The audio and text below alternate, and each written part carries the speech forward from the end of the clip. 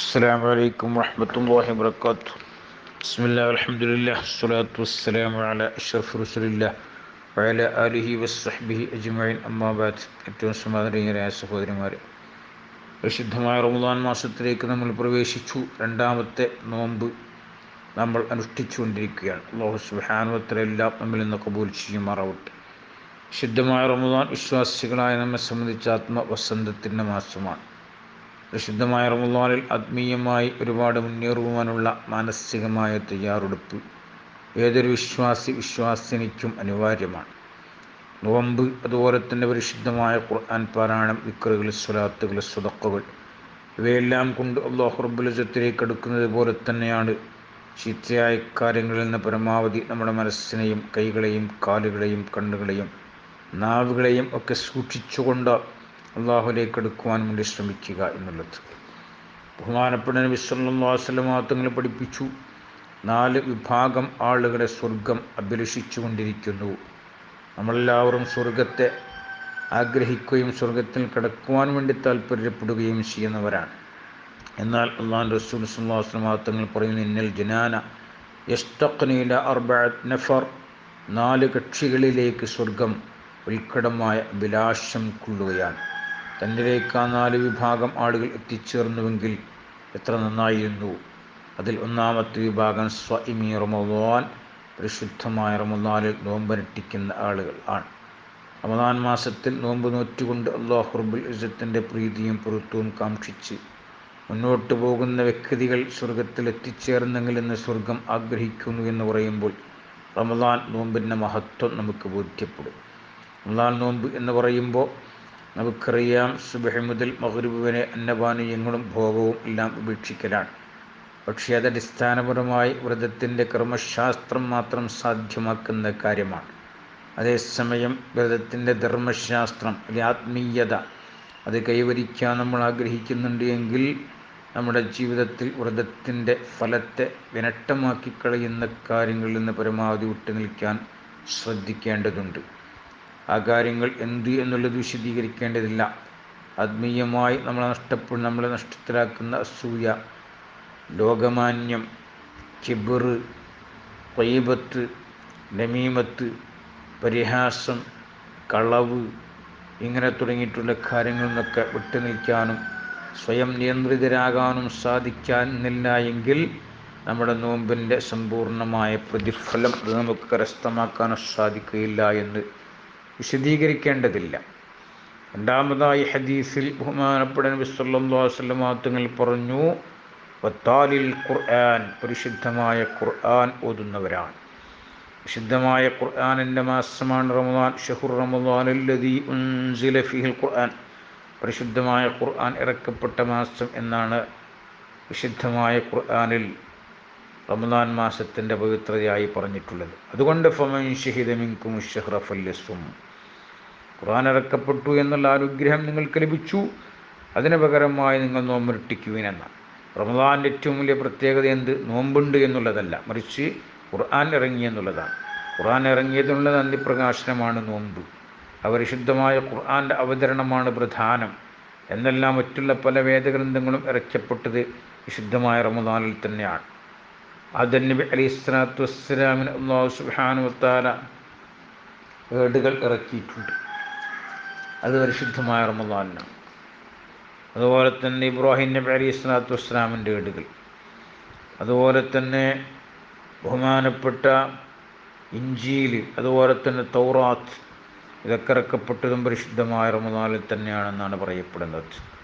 അങ്ങനെയാണെങ്കിൽ ലോകത്തിന് സന്ദേശമായി, സന്മാർഗദർശകമായി എന്തെല്ലാം ദൈവികമായ വചനങ്ങളും സന്ദേശ പുസ്തകങ്ങളുമുണ്ടോ അതെല്ലാം തന്നെ പരിശുദ്ധമായ റമദാൻ ഇറക്കപ്പെട്ടു എന്ന് പറയുമ്പോൾ വിശുദ്ധമായ ഖുർആനിൻ്റെ പാരായണം അതിൽ ഏറ്റവും പ്രധാനപ്പെട്ടതായി നമുക്ക് ബോധ്യപ്പെടുകയാണ്. ഫത്താലിൽ ഖുർആൻ, മൂന്നാമത്തത് ബഹുമാനപ്പെട്ട നബി സല്ലല്ലാഹു അലൈഹി വസല്ലം തങ്ങൾ പറയുന്നു, വഹാഫിദുൽ ലിസാൻ, നാവിനെ സൂക്ഷിക്കുന്നവനാകുന്നു. അപ്പോൾ നാവിനെ സൂക്ഷിക്കുക എന്നുള്ളത് ഏറ്റവും പ്രധാനപ്പെട്ട കാര്യമാണ്. നാവ് കൊണ്ട് പറ്റുന്ന തെറ്റുകൾ അത് വളരെ കൂടുതലാണ്. നാവിനെക്കുറിച്ച് ഗസാലി ഇമാം പറഞ്ഞത് ചെറിയൊരവയവം, അതേസമയം അതിൻ്റെ അപകടവും വലുതാണ്, ഉപകാരവും വലുതാണ്. ഒരാൾ ഇസ്ലാമിലേക്ക് വരണം എന്നുണ്ടെങ്കിൽ ഷഹാദത്ത് കലിമ മനസ്സിൽ ഉറപ്പിച്ച് നാവ് കൊണ്ട് ഉച്ചരിച്ചാലേ മൊഴിയാൻ കഴിയുന്ന സംസാരശേഷിയുള്ള മനുഷ്യൻ മുസ്ലിമായി ഇസ്ലാമിക ലോകം പരിഗണിക്കുകയുള്ളൂ. എന്നാൽ ഇസ്ലാമിൽ നിന്ന് പുറത്തു പോകാനും അതേ നാവ് കാരണമായിത്തീരും. ബുദ്ധിയുള്ളൊരു മനുഷ്യൻ്റെ നാവ് പിന്നിലും അവൻ്റെ ഖൽബ് മുന്നിലും ആയിരിക്കുമെന്നാണ് പണ്ഡിതന്മാർ പറഞ്ഞത്. അഥവാ ചിന്തിച്ചതിന് ശേഷം മാത്രമേ അവന് സംസാരിക്കാൻ തയ്യാറാവുകയുള്ളൂ.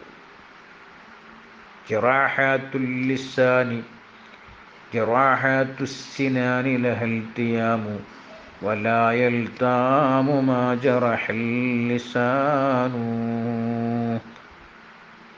കുന്തമുനകളെ കൊണ്ടുണ്ടാകുന്ന മുറിവുകൾക്ക് ഇൽത്തിയാം, അത് ഉണക്കം വരും, അത് കൂടിപ്പോകും. വലാ യൽതാമു മാ ജറഹൽ ലിസാനു, എന്നാൽ നാവ് കൊണ്ട് സംഭവിപ്പിച്ച മുറിവിന് ഒരിക്കലും തന്നെ ഉണക്കം വരൂല്ല എന്നാണ്. നാവിനെ ശരിക്ക് സൂക്ഷിക്കണം. സ്വന്തം ഉമ്മ, ഉപ്പ, മക്കൾ, അയൽവാസികൾ, ബന്ധുക്കൾ, ഗുരുനാഥന്മാർ, മുതിർന്ന ആളുകൾ ഇവരോടൊക്കെ സംസാരിക്കുന്ന സമയത്ത് അമ്മായിമ്മ, അമ്മോഷൻ ഒക്കെ സൂക്ഷിക്കണം. നാവിനെ സൂക്ഷിക്കാതെ തോന്നിയത് മുഴുവനും വിളിച്ചു പോകുന്ന ഒരാളായി മാറിക്കഴിഞ്ഞാൽ അവൻ്റെ നോമ്പിന് ഒരു വിലയുമില്ല. നോമ്പ് സമയത്ത് നിന്നെ ആരെങ്കിലും ചീത്ത പറയാൻ വേണ്ടി വന്നാൽ എന്നാണ്. പിന്നെ ആരെങ്കിലും അവഹേളിച്ചു, ചീത്ത പറഞ്ഞു, ഈ ഘട്ടത്തിൽ നീ പറയേണ്ടത് ഞാൻ ഒരു നോമ്പുകാരനാണെന്ന്. നീ പറയുന്നത് പോലെ തൊമ്മാടുത്തം വിളിച്ചു പറയാൻ, ചീത്ത പറയാൻ, ശകാരിക്കാൻ എനിക്ക് പറ്റില്ല. കാരണം ഞാൻ അല്ലാഹു സുബ്ഹാനഹു വ തആല കൽപ്പിച്ചതനുസരിച്ച് വ്രതം അനുഷ്ഠിച്ചവനാണ് എന്ന് പറയാൻ സാധിക്കേണ്ടതുണ്ട്. അപ്പോൾ നാവിനെ സൂക്ഷിക്കുക എന്നുള്ളത് ഏറ്റവും പ്രധാനമാണ്. റമദാനാണ്, നാവിനെ ഒരാൾ സൂക്ഷിക്കുന്നില്ല എങ്കിൽ അവൻ്റെ റമദാൻ ഒരു പ്രസക്തിയുമില്ല, ഒരു കൂലിയും കിട്ടാൻ പോകുന്നില്ല, അവൻ്റെ നോമ്പിന് യഥാർത്ഥ പ്രതിഫലമില്ല. നാലാമതായി പറയുന്ന മുത്ഇമുൽ ജീറാൻ, അയൽവാസികളായ ആളുകൾക്ക് ഭക്ഷണം തീറ്റിപ്പിക്കലാണ് ഏറ്റവും പുണ്യമുള്ള കാര്യമാണ് പരിശുദ്ധമായ റമദാനിൽ. മൻ ഫത്തറ സായിമൻ, ഒരു നോമ്പുകാരനെ ഒരുത്തൻ നോമ്പ് തുറപ്പിച്ചു കഴിഞ്ഞാൽ തീർച്ചയായിട്ടും അവൻ നോമ്പ് നോറ്റതിന് സമാനമായ പ്രതിഫലം അല്ലാഹു സുബ്ഹാനഹു വ തആല ഇവന് നൽകുമെന്നാണ്. കാന ലഹു മിസ്ല അജ്രിഹി മിൻ ഗൈരി അൻ യൻഖുസ മിൻ അജ്രി സ്വായിമി ശൈഅൻ. ആ നോമ്പ് മനുഷ്യൻ്റെ ഒരു നോമ്പിനൊരു കുറവും വരാതെ സമാനമായ പ്രതിഫലം ഇവിടെ ലഭിക്കുകയാണ്. ബഹുമാനപ്പെട്ട ഹമ്മാദ് ഇബ്നു സലമത്ത് റളിയല്ലാഹു തആല അൻഹു വലിയ പണ്ഡിതനാണ്, ലക്ഷക്കണക്കിന് ഹദീസ് മനപ്പാടമുള്ള ആളാണ്. പരിശുദ്ധമായ റമദാൻ ആസന്നമായി കഴിഞ്ഞാൽ എല്ലാ ദിവസവും 50 ഇൻസാനൻ 50 വ്യക്തികളെ നോമ്പ് തുറപ്പിക്കാറുണ്ട്. ഇതാക്കാനത്തുൽ ഫിത്ർ അവസാന ദിവസം ആസന്നമായാൽ അഥവാ പെരുന്നാൾ വന്നാൽ കസാഹും സൗബൻ സൗബ, അവർക്ക് ഓരോരുത്തർക്കും ഓരോ വസ്ത്രം കൊടുക്കുമായിരുന്നു. വക്കാന യുഅദ്ദു മിനൽ അബ്ദാൽ. ആരാണ് ഇമാം ഹാഫിള് ഹമ്മാദ് ഇബ്നു സലമ? കേവലം ഒരു പണ്ഡിതനല്ല, അല്ലാഹുവിൻ്റെ ഔലിയാക്കളിൽ അബ്ദാലുകളിൽ എണ്ണപ്പെടുന്ന മഹാനാണ്. ഈ ബോധം നമുക്കുണ്ടാകണം.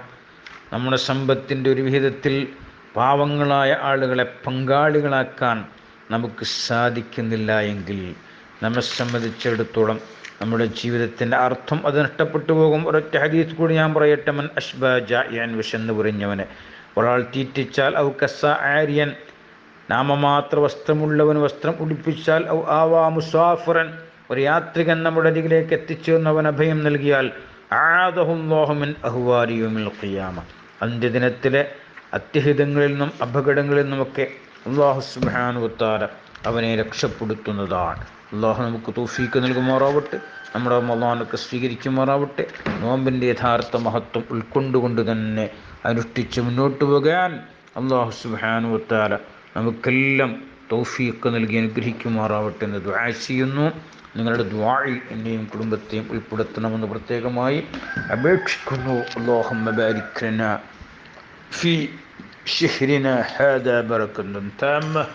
اللهم هذا الشهر الشريف العظيم المبارك شاهدا لنا لا شاهدا علينا، واجعل حجة لنا لا حجة علينا.